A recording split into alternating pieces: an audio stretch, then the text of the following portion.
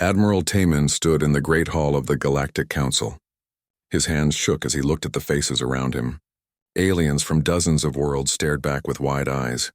Some had tentacles instead of arms. Others had skin that looked like crystal. A few breathed through gills on their necks, but they all shared the same look of shock. 3 days ago, everyone thought humans were weak. Earth was just another small planet with people who had barely learned to travel between stars. Most aliens saw humans as cute pets at best. At worst, they thought humans were pests who got in the way of real civilizations. The Vorthak Empire had ruled 17 star systems for over 1,000 years. They were masters of fear. Their weapons could eat through metal like acid through paper. Their soldiers wore armor that changed shape to stop any attack. When they decided to take over a world, that world always fell. 3,000 Vorthak warriors had gone to Earth expecting an easy fight. They thought they would land, scare the humans into giving up and add another planet to their empire. It should have taken maybe a week. None of them came back. Commander Jinwoo stepped forward. His face showed fresh scars from the battle. His uniform was clean now, but Taman remembered seeing him covered in alien blood just days before. Jinwoo's voice was calm as he spoke to the council. The Vorthak came expecting to find farmers and factory workers, Jinwoo said. They found soldiers instead. The Zerathi ambassador hissed through his breathing tubes. Impossible. The Vorthak have never lost a ground battle. Their weapons are beyond your technology. Jinwoo smiled. It was not a kind smile. You're right. Their weapons were better than ours. Their armor was stronger. They were faster and bigger than us. By every rule of war, they should have won.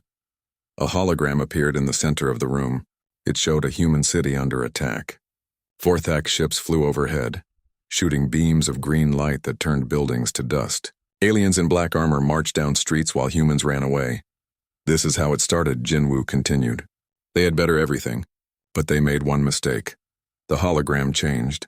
Now it showed a human soldier hiding behind a broken wall. The soldier was young, maybe 20 years old. Her name tag read Sora. She watched 3 Vorthak warriors walk past her hiding spot. They thought humans would fight like other species they had conquered, Jinwoo said. They expected us to meet them in open battle with our best weapons and lose quickly. Lieutenant Sora waited until the Vorthak soldiers passed. Then she did something none of the aliens in the council chamber expected. She didn't attack with her weapon. Instead, she pulled out a simple knife and cut through the power cable of a nearby streetlight. The cable fell into a puddle of water. When the next Vorthak warrior stepped into the puddle, electricity shot through his armor. The armor that could stop laser beams could not stop electrical current. The warrior fell down, his systems going dark. We learned fast, Jinwoo said. Every time they used a weapon on us, we figured out how to use it better. The hologram showed more scenes. Human soldiers picking up Vorthak weapons and turning them against their owners. A human engineer named Dong Min, who took apart Vorthak armor and found its weak spots in under an hour. A medic called Ha-Jin who treated wounded humans with Vorthak medical supplies and made them work better than they did on Vorthaks. But how? Asked the Quantum Collective's representative. Its voice sounded like music played through broken speakers. The Vorthak have centuries of battle experience. Experience made them slow, Taman answered. They knew what worked before. They did the same things they always did. Humans had no experience, so we tried everything. The hologram showed the turning point of the battle. A group of human civilians had been trapped in a shopping center. 50 Vorthak warriors surrounded the building. The humans inside had no military training and only basic tools. 6 hours later, all 50 Vorthak warriors were dead.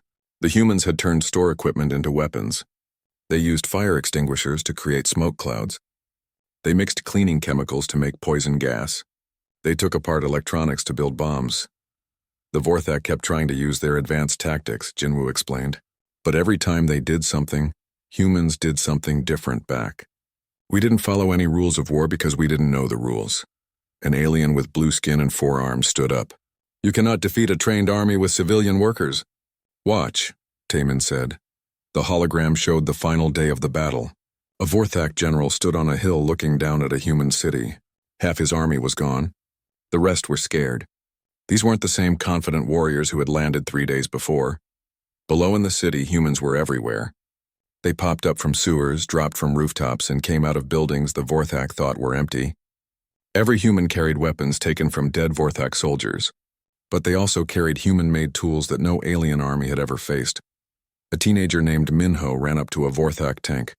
Instead of trying to fight it, he threw a bucket of paint on its sensors. The tank became blind. While the crew tried to clean their sensors, human soldiers surrounded them. An old woman called Sunja used her knowledge of chemistry to turn Vorthak energy cells into explosives.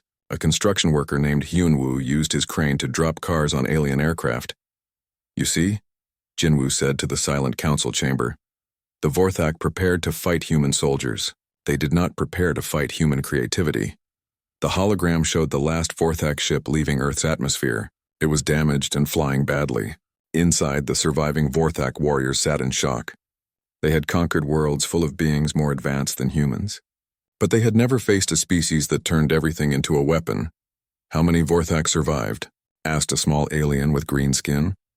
47, Taiman answered. "Out of 3,000. The council chamber fell silent. Some aliens started whispering to each other in their own languages. Others just stared at the humans with new fear in their eyes. "This changes everything," said the hegemony ambassador. "If humans can defeat the Vorthak, then maybe humans are not as weak as we thought," finished the Swarm Queen's representative. Tai Min looked around the room one more time. A week ago, these aliens had treated humans like children asking for permission to join the adult table. Now they looked at humans like humans looked at tigers, with respect and fear.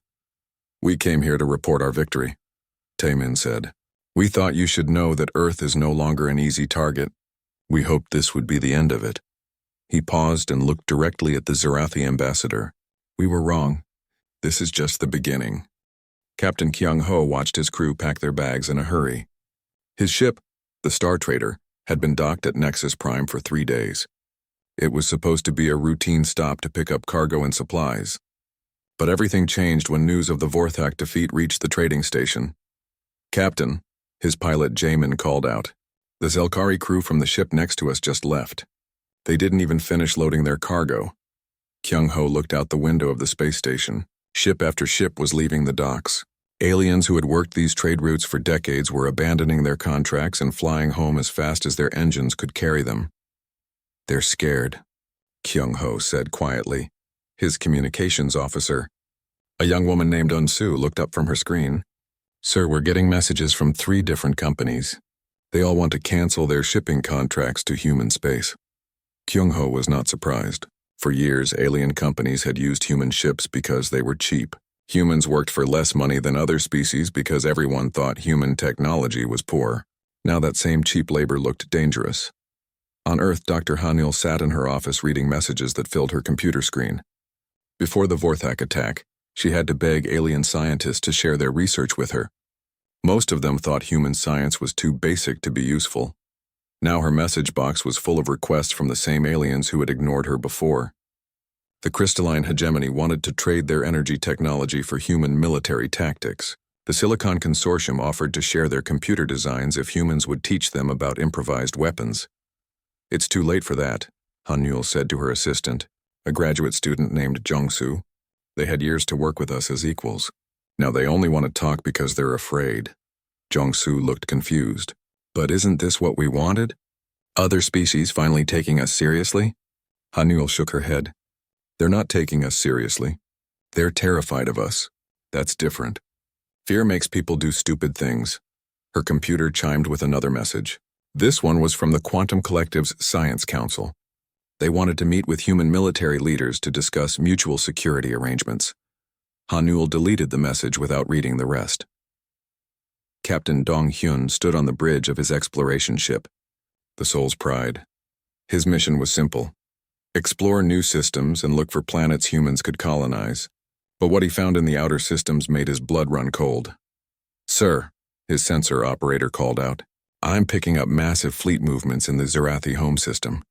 At least 200 ships gathering." Dong Hyun studied the readings on his screen. "Are they preparing for war?" "It looks like it, sir." "And sir, they're not the only ones." More reports came in from human ships across the galaxy. The biofleets of the swarm were leaving their breeding worlds for the first time in 50 years. Ancient weapon platforms in quantum collective space were powering up after centuries of sleep. Species that had been enemies for thousands of years were meeting in secret. Back on Earth, General Mi Young sat in a war room deep underground. The walls were covered with star maps showing alien fleet positions. Red dots marked enemy ships. There were a lot of red dots. How many? She asked her intelligence officer, Colonel Wu Jin. 47 species have signed something called the Terran Containment Pact, Wu Jin replied. They're calling it a defensive alliance, but intelligence suggests they're planning a coordinated attack. Mi Young had fought in border conflicts before, but never anything like this. What kind of firepower are we looking at? Conservative estimate? 1,500 warships. Maybe more. They have enough firepower to turn Earth into a dead rock. The general stared at the star map. Each red dot represented ships full of aliens who wanted to destroy humanity before humans could become a threat to the galaxy. The irony was not lost on her. The galaxy's attempt to contain humans was exactly what would force humans to become the threat they feared. They're making the same mistake the Vorthak made, Mi Young said finally. Ma'am, they think this is about military strength, ships and weapons and who has the bigger guns. She pointed at the star map. But wars aren't won by the side with the most ships. They're won by the side that wants to win more.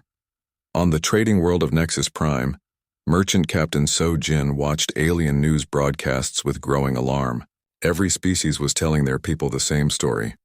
Humans were a dangerous threat that had to be stopped before they conquered the galaxy.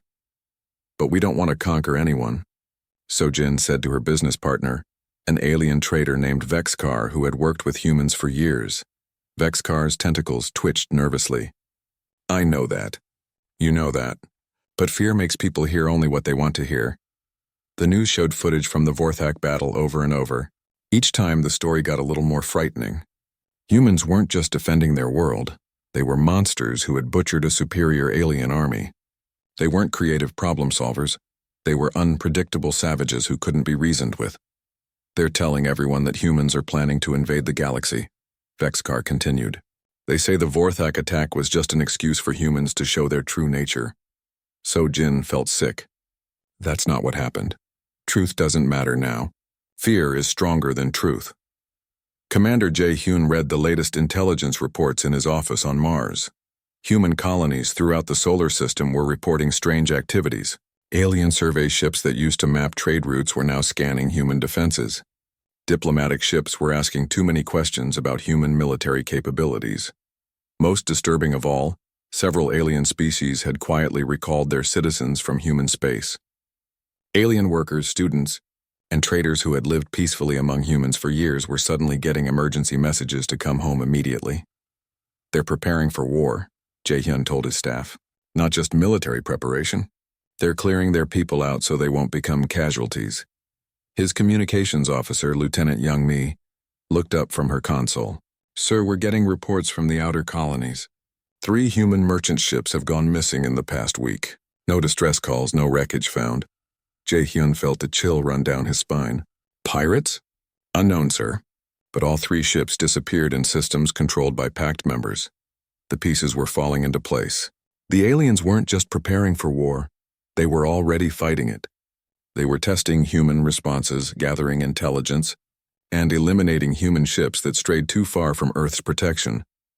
Dr. Changmin worked late in his laboratory, studying captured Vorthak technology. The alien devices were incredibly advanced, but they all shared the same weakness. They were designed by a civilization that had never faced truly desperate opponents. Every piece of Vorthak equipment assumes their enemy will fight fair. Changmin explained to his research team. Their armor stops energy weapons and projectiles, but it can't handle electricity or chemical attacks. Their ships have powerful shields, but the shields don't work against ramming attacks or boarding actions. His assistant, Dr. Minji, looked worried. If we can figure this out from studying their equipment, imagine what we could learn from studying the technology of 47 different species. Changmin nodded grimly. That's exactly what I'm afraid they're thinking about us. The galaxy was preparing for war and everyone knew it.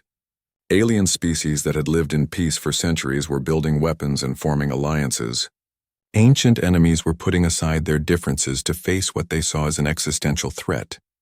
And at the center of it all, humanity continued to go about their daily lives, exploring new worlds and trying to build a future among the stars. Most humans didn't even know about the gathering storm. They still thought the Vorthak battle was just one incident that would be forgotten in a few months. General Mi-young knew better. She stood in her command center watching reports come in from across the galaxy. Every day brought news of more aliens joining the pact, more fleets gathering in secret, more human ships disappearing in the outer systems. "Ma'am," Colonel Wu Jin approached with another report. "Intelligence suggests they're planning to move within the month. Multiple sources confirm massive supply shipments heading to staging areas." Mi-young looked at the star map one more time. Soon every red dot on that map would be heading toward Earth. The largest military force in galactic history would descend on humanity with one goal: total extermination. "Let them come," she said quietly. "The Vorthak taught us something important." "What's that, ma'am?" "Sometimes the best way to survive is to make sure your enemies regret attacking you so much that no one ever tries it again." Admiral Hyun-soo stood on the bridge of the Indomitable and watched death approach his home system. The sensor screens showed more ships than he had ever seen in one place.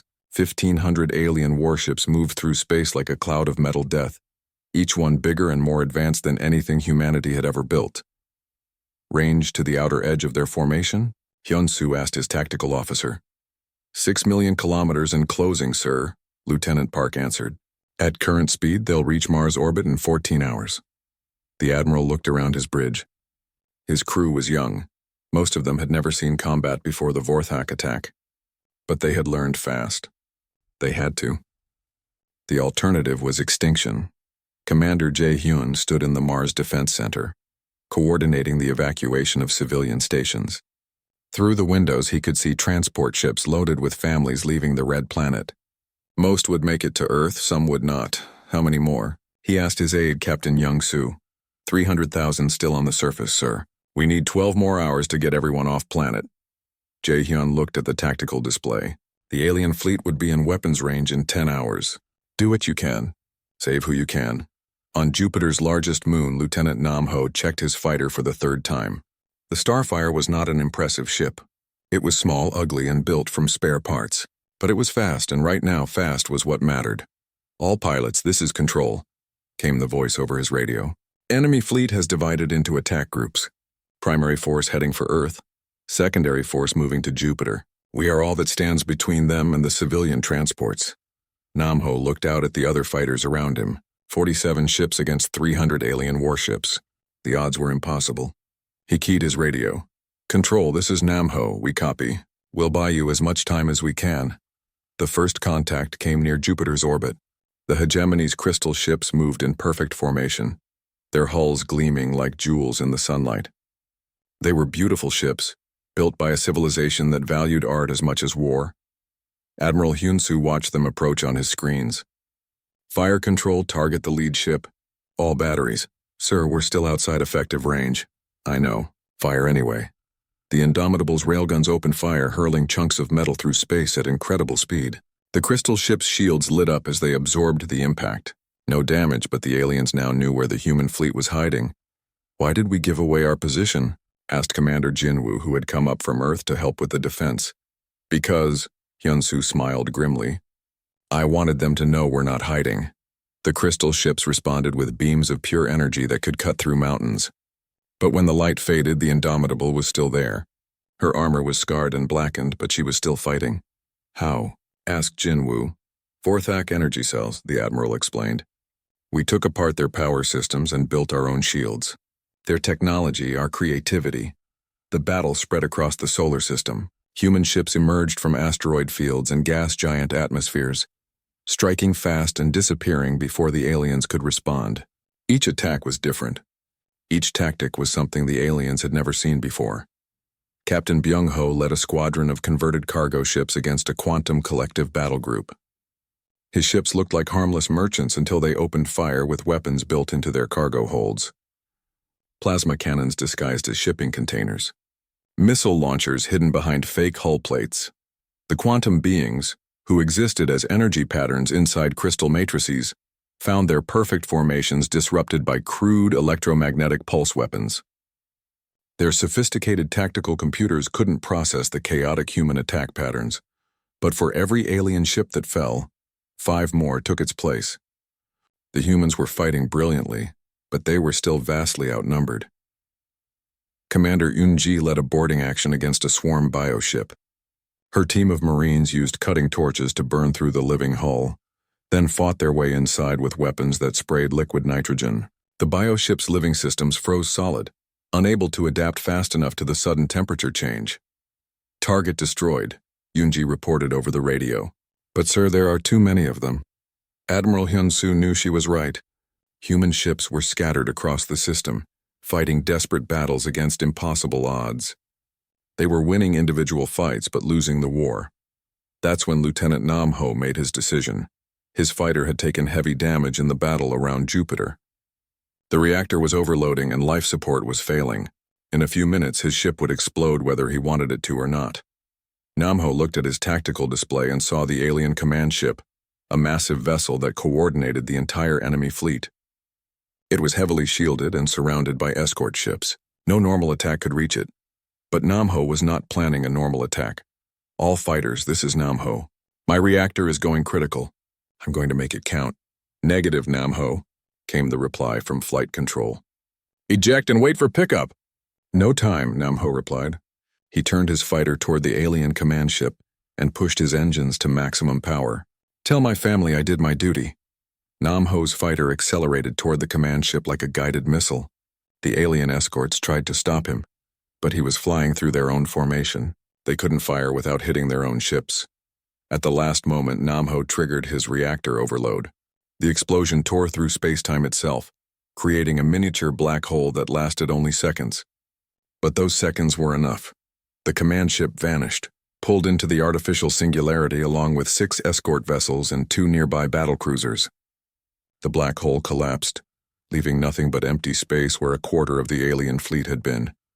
The remaining aliens stopped their advance. For the first time in galactic history, a major fleet had been stopped by a single human in a damaged fighter. Captain Daeho watched the alien formations scatter from his position near Saturn. "They're pulling back to the outer system," he reported. "Formation is broken." They looked confused. Admiral Hyun-soo nodded. "They came here expecting to fight a conventional space battle. They thought they'd overwhelm us with superior numbers and technology. Instead, we showed them what happens when you corner desperate humans," Commander Jin-woo added. The alien fleet regrouped beyond Neptune's orbit, but something had changed. The perfect formations were gone. Ships clustered together defensively instead of advancing in attack patterns. The aliens were no longer fighting to conquer. They were fighting to survive. Dr. Chang-min monitored alien communications from a listening post hidden in the asteroid belt. "Sir, I'm picking up panicked transmissions from the enemy fleet. Multiple species are requesting permission to withdraw." "What are they saying?" asked Admiral Hyun-soo. "The Swarm Queens are calling humans unfightable. The Quantum Collective is describing our tactics as beyond rational analysis. Several species are reporting that their crews are refusing orders to advance." The siege of Sol had become something no alien strategist had planned for. Instead of a quick victory over primitive humans, it had turned into a nightmare battle against an enemy that refused to follow any known rules of warfare. Captain In-ho led a reconnaissance mission to the edge of the system, where the aliens were trying to regroup. What he found there shocked him. "Sir," he reported back to Fleet Command, "the aliens aren't planning new attacks. They're building defensive positions. They're afraid we're going to attack them." Admiral Hyun-soo almost laughed. A few hours ago, 1,500 alien ships had entered the solar system planning to wipe out humanity. Now they were hiding behind makeshift fortifications, afraid that the humans they had come to destroy might attack them instead. "Maybe we should," suggested Commander Jin-woo. "No," Hyun-soo replied. "Let them sit there. Let them think about what they've gotten themselves into. Fear is a better weapon than any gun we could build." The great alien armada, which had come to Sol system as conquerors, now sat at the edge of human space like frightened children. They had superior technology, overwhelming numbers, and thousands of years of military experience. But they had learned something that day that would haunt them forever. When you fight humans, you're not just fighting soldiers or ships or weapons. You're fighting a species that turns everything, including their own deaths, into weapons against their enemies. And that was a kind of warfare that no amount of technology or experience could prepare them, for the siege continued. But everyone knew the truth now. The hunters had become the hunted. The greatest military force in galactic history was trapped in a star system, afraid to advance and afraid to retreat, while the primitive humans they had come to destroy flew circles around them like wolves around a wounded animal. The galaxy would never be the same. 3 months had passed since the great alien fleet first entered the solar system. What was supposed to be a quick extermination had become the longest siege in galactic history. Captain Byung-ho drifted silently through the asteroid belt, watching another alien patrol pass by without seeing his ship. The Ghost Runner was barely recognizable as a human vessel anymore.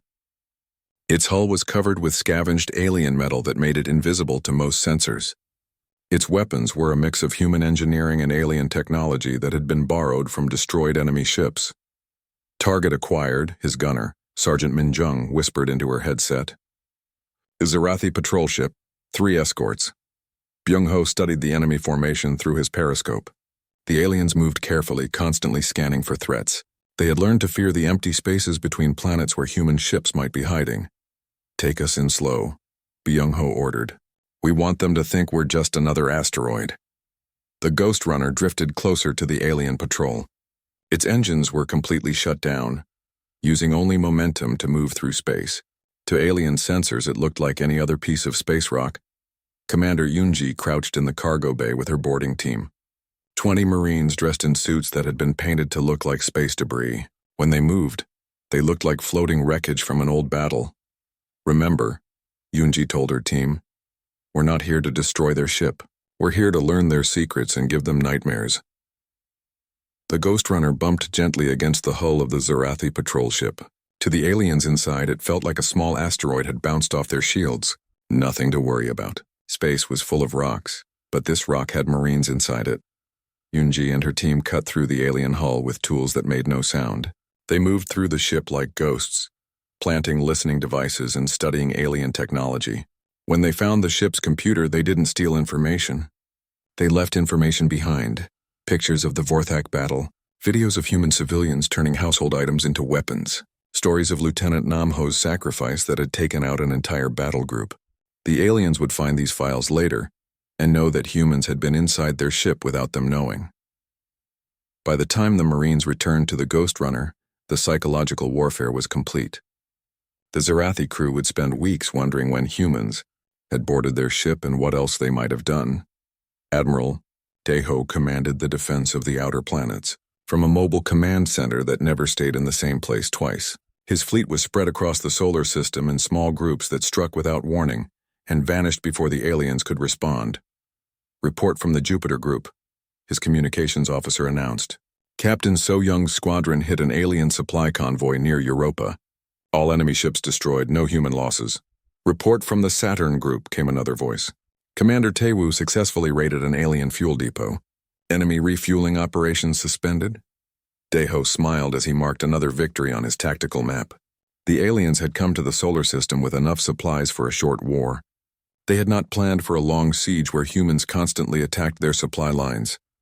Sir, his intelligence officer, Lieutenant Hye-jin, approached with the new report. We're intercepting alien communications. Multiple species are complaining about supply shortages. What kind of shortages? Daeho asked. Everything. Food, fuel, ammunition, spare parts. The Swarm Queens are rationing biomass to their ships. The Quantum Collective is shutting down non-essential systems to save energy. The siege was working both ways. The aliens had trapped themselves in the solar system, afraid to advance but unable to retreat. Meanwhile, human raiders struck at their supply lines every day, slowly starving the massive fleet.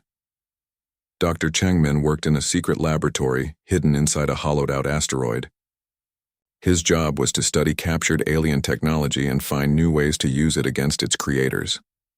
The laboratory walls were covered with alien weapons, armor pieces, and computer systems. The hegemony's crystal technology is fascinating, he explained to his assistant, Dr. Sujin. It's incredibly advanced, but it has one major flaw. What's that? It's too perfect. The crystals are grown in exact patterns that make them extremely efficient, but that same perfection makes them brittle. Hit them in just the right way and they shatter completely. Changmin showed her a piece of alien crystal armor that looked like it had exploded from the inside. A simple sonic weapon tuned to the right frequency can destroy their best protection. His research team had made similar discoveries about every alien technology they studied. The Quantum Collective's energy beings could be disrupted by magnetic fields. The swarm's bioships could be poisoned with modified Earth bacteria. Every alien advantage had a weakness that human creativity could exploit. Captain Inho led a long-range patrol to the edge of the solar system, where the main alien fleet waited in defensive formation. What he saw there filled him with grim satisfaction. The mighty armada that had arrived 3 months ago was a shadow of its former self. Ships drifted in loose clusters instead of proud formations. Many showed signs of jury-rigged repairs where human attacks had damaged them. Some had gone dark completely, their crews abandoning ship rather than continue the siege.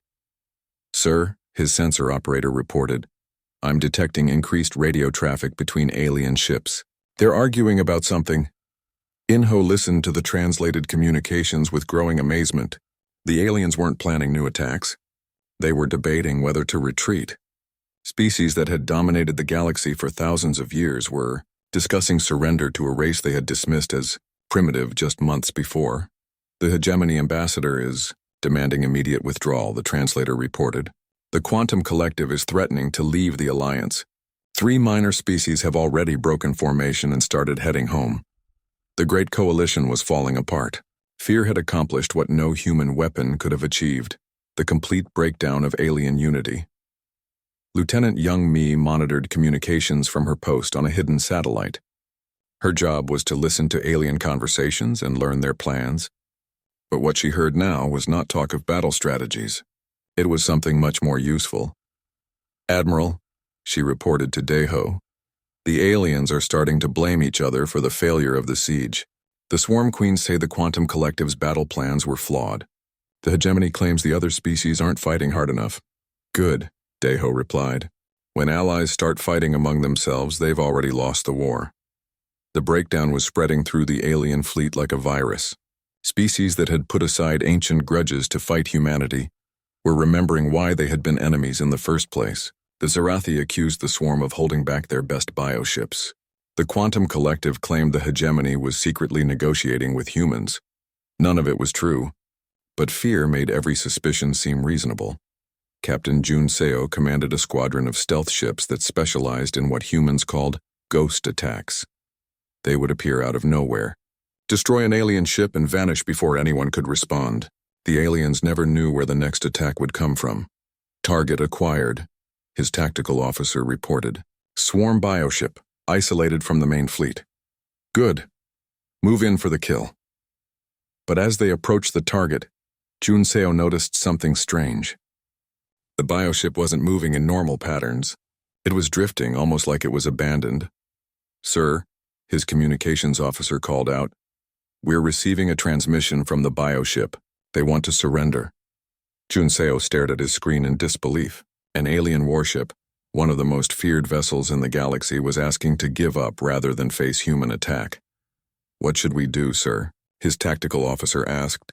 "Take their surrender," Jun Seo replied, "and make sure every other alien ship in the system knows about it." News of the swarm surrender spread through both fleets within hours. For humans, it was proof that their tactics were working. For aliens, it was confirmation of their worst fears. That humans were so terrifying that even the mighty Swarm would rather surrender than fight. Commander Wu Jin studied intelligence reports in his office aboard the command station. 3 months of constant warfare had changed the balance of power in the solar system completely. The aliens still had more ships, but they were scattered and demoralized. Many were operating at partial efficiency due to supply shortages and battle damage. "The aliens are sending messages to their home worlds," Wu Jin reported to Admiral Deho. "They're asking for permission to withdraw from the siege." "What kind of responses are they getting?" "Mixed. Some home governments are ordering their fleets to continue fighting. Others are quietly recalling their ships. The Hegemony High Council has officially declared the operation a failure. The siege of Sol had become a disaster for the alien coalition. What was supposed to be a quick demonstration of galactic power had turned into a months-long humiliation. Every day that passed made humanity look stronger and the aliens look weaker. Dr. Min-Seo analyzed psychological profiles of alien crews from intercepted communications. Her research showed something remarkable. The aliens weren't just afraid of human weapons or tactics. They were afraid of human unpredictability itself. They can't understand us, she explained to the Admiral Taman walked into the Galactic Council chambers for the second time in 6 months. But everything was different now. The great hall that had once been filled with representatives from dozens of worlds was nearly empty. Half the seats sat vacant, their occupants having recalled their ambassadors rather than face the human delegation. Those who remained looked like broken spirits. The proud Zarathi ambassador kept his eyes down, afraid to meet Taman's gaze. The Quantum Collective's representative flickered weakly, its energy form barely stable. Even the mighty Swarm Queen's speaker sat hunched in defeat. Commander Jinwoo stood beside Taman, but he was no longer the scarred soldier who had reported humanity's first victory. Now he wore the uniform of a fleet admiral, promoted after leading the successful defense of the solar system. His presence alone made several alien delegates shift nervously in their seats. Honored members of the council, Taman began, his voice calm and measured. I come before you today not as a representative seeking recognition, but as the voice of the new galactic order. The hegemony's crystal ambassador chimed softly, a sound that once indicated imperial authority but now sounded more like a plea. Admiral, surely we can discuss terms of peace. The Terran Containment Alliance was a mistake born of fear. Taman smiled, but it was not a kind expression. Peace, Ambassador? There is already peace. Your fleet stopped shooting at us months ago when they realized they couldn't win. Captain Sora entered the chamber carrying a portable holographic projector. She was no longer the young lieutenant who had hidden behind broken walls during the Vorthak attack. The siege of Sol had transformed her into one of humanity's most decorated special operations commanders. Perhaps the Council would like to see what our exploration fleets have discovered, Sora said as she activated the projector. The hologram showed star charts of former alien territories, but instead of the thriving civilizations that had existed 6 months ago, the map showed abandoned worlds and empty space stations. This is the former Vorthak Empire, Sora explained, pointing to a cluster of red dots. 17 star systems that once terrorized half the galaxy. Our exploration ships found them completely deserted. The hologram shifted to show a derelict space station drifting in the void. Its biomechanical construction marked it as Vorthak technology, but it was clearly abandoned. We found a few survivors, Sora continued. They told us interesting stories about humans who visit them in their sleep. Humans who turned their own biological weapons against them with improvements they never imagined possible. Lieutenant Kyung-ho, now promoted to captain, stood up to address the council. The Vorthak weren't the only ones who decided to abandon their territories. We found similar situations across 17 different star systems. More holograms appeared, showing empty cities on worlds that had once been major centers of galactic commerce. Abandoned military bases where powerful alien fleets had once gathered. Ghost towns on planets that had been home to billions of aliens just months before. Where did they go? Asked the swarm representative, her voice barely a whisper. Hiding, Captain Kyung-ho replied bluntly. Your people are scattered across the galaxy, afraid to rebuild what they had before. They're afraid humans might notice them. The truth was even more devastating than military defeat. The mere possibility of human retaliation had caused the collapse of civilizations that had ruled the galaxy for thousands of years. Ancient empires had crumbled not because humans had attacked them, but because they were too terrified to continue existing in a universe where humans might decide they were a threat. General Mi Young entered the chamber, her uniform bearing the insignia of Supreme Commander of Human Space Forces. The title had been created specifically for her after the siege, acknowledging that humanity now needed someone to coordinate defense of an ever-expanding sphere of influence. The council seems confused about what happened, Mi Young said as she took her place beside Tai Min. Allow me to clarify. 6 months ago, the galaxy's most powerful civilizations decided to destroy humanity before we could become a threat. She gestured to the empty seats around the chamber. Today, those same civilizations no longer exist as functioning governments. Their military forces are scattered. Their people are in hiding. Their territories are abandoned. The few remaining ambassadors squirmed uncomfortably. They had come to this meeting hoping to negotiate some kind of peaceful coexistence. Instead, they were being told that the war they had started was already over, and they had lost so completely that most of their allies had simply ceased to exist. Ambassador Young-Soo, humanity's new diplomatic representative, approached the central podium carrying a stack of documents. Unlike the other humans in the chamber, he wore civilian clothes and spoke with the calm authority of someone who held all the cards. The Terran Accords, Young-Soo announced, placing the documents on the podium. A new framework for galactic governance that recognizes certain realities. He opened the first document and began reading. Article 1. All former members of the Terran Containment Alliance formally acknowledge human sovereignty over any territory humans choose to claim. Several alien delegates started to protest, but Young-Soo held up his hand for silence. Article 2. All trade agreements, territorial disputes, and resource allocation decisions in former pact territories will be subject to human approval. The protests grew louder, but Young-Soo continued reading as if he couldn't hear them. Article 3.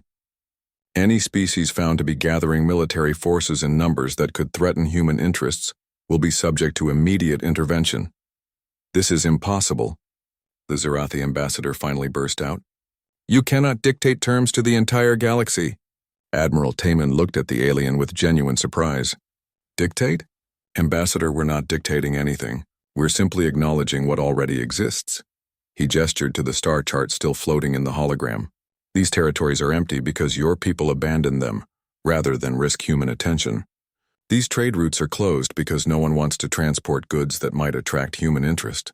These military alliances have collapsed because no one trusts anyone else not to provoke humanity. The reality was undeniable.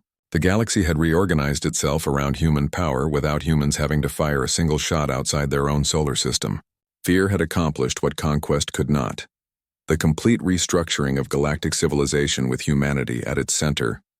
Captain Chang Min, now Director of Human Intelligence Services, stepped forward with another set of documents. We've been monitoring communications across the galaxy for the past 6 months. The patterns are quite fascinating. He activated another hologram showing communication networks that had once connected alien civilizations across the galaxy. Most of the lines were dark now. Interstellar communications are down 60% from pre-war levels, Chungmin reported. Most species have stopped sharing information with their former allies. They're afraid that anyone they talk to might accidentally reveal their location to humans. The breakdown of galactic civilization was complete. Species that had cooperated for millennia no longer trusted each other. Ancient trading partnerships had collapsed. Scientific exchanges had stopped. The great alien civilizations had isolated themselves so completely that they could no longer function as a coherent galactic community. But we don't want to rule the galaxy, protested the Quantum Collective's representative. Then, why did you try to destroy us? Asked General Mi-young. You had thousands of years to treat humans as equals. You chose war instead. Now you live with the consequences. Ambassador Young-Soo returned to the podium with the final document. The choice before the remaining council members is simple. You can sign the Terran Accords and accept humanity's role as the dominant galactic power, or you can join your former allies in hiding among the stars, hoping we never notice you. One by one, the alien ambassadors approached the podium. The proud Zerathi, who had once commanded respect from half the galaxy, signed with trembling claws. The swarm representative marked the document with bioink that smelled of defeat. Even the Quantum Collective's energy being managed to create a signature of pure light that flickered with fear. As the last signature was added, Admiral Taman reflected on the irony of the situation. Humanity had never wanted to conquer the galaxy. They had simply wanted to explore it, to find their place among the stars, to learn from older and wiser civilizations. But those older civilizations, in their fear and arrogance, had forced humanity to become exactly what they had been afraid of, the dominant power in galactic space. Is there anything else the Council needs to discuss? Taman asked politely. The chamber was silent except for the nervous breathing of the few remaining alien delegates. Then this session is concluded. Welcome to the new galactic order. As the humans left the chamber, Admiral Taman made one final entry in his personal log. Today we formalized what the galaxy learned 6 months ago, that no one returns after battling humans because we make sure they understand the cost of the attempt. The greatest lesson we can teach is not how to fight us, but why it's better not to try. The galaxy had a new order now, built not on conquest but on the simple truth that some species were too dangerous to provoke.